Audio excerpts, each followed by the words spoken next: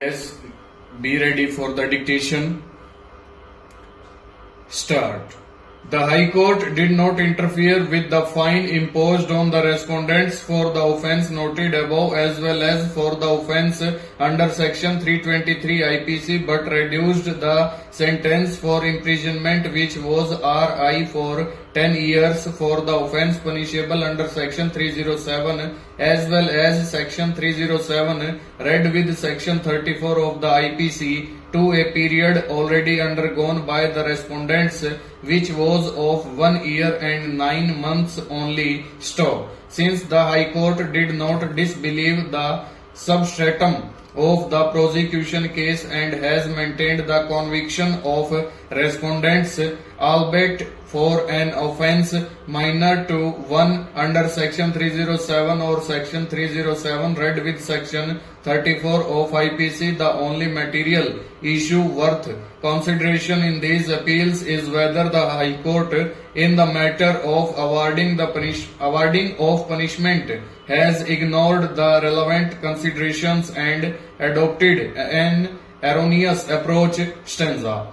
The High Court accepted the contention advanced on behalf of the accused that the evidence on record did not establish any intention on the part of the accused persons to kill the complainant or his brother, the two injured in this case. Stop. The High Court did not doubt nor did the accused persons raise any contention that the injury sustained by the complainant on head was not a grievous injury. Stop. Being an incised wound on temporal region of the head, it was clearly caused by a sharp cutting weapon and dangerous to life. Stanza.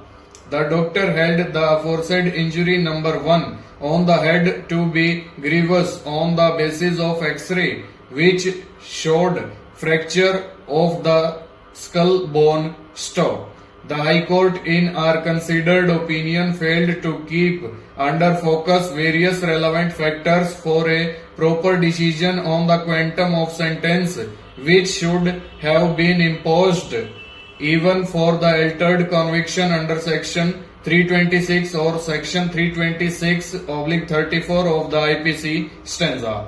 The prosecution case which has been accepted as true disclosed that the complainant Kriparam was called to Panchayat Bhavan where the accused persons were already present with weapons. Stop. Raja Ram was having farsa whereas Hakim was armed with an iron rod and Uday Bhan with lathi. Stop. As soon as the complainant arrived, he was threatened and assaulted by all the three with their respective weapons. Stop. Rajaram caused a farsa injury on the head. Hakim caused an injury with iron bar on the eyebrow near the right eye. Stop. Udayban gave more than one lathi blows. Stop. When complainant's brother Prabhu came for his rescue, then he was also assaulted with lathi blows by Udayban. Stanza. The High Court did not even note down the 6 injuries on the complainant which included a grievous injury on the temporal part, a reddish blue mark on the upper side of right eye, another injury having blue mark on the forehead and another wound on the eyebrow on the right eye. Stop. There was hardly any mitigating circumstance to take such a lenient view as has been done by the High Court. Stop. The law on the principles governing proper sentencing has been elaborated by this court in large number of cases. Stanza.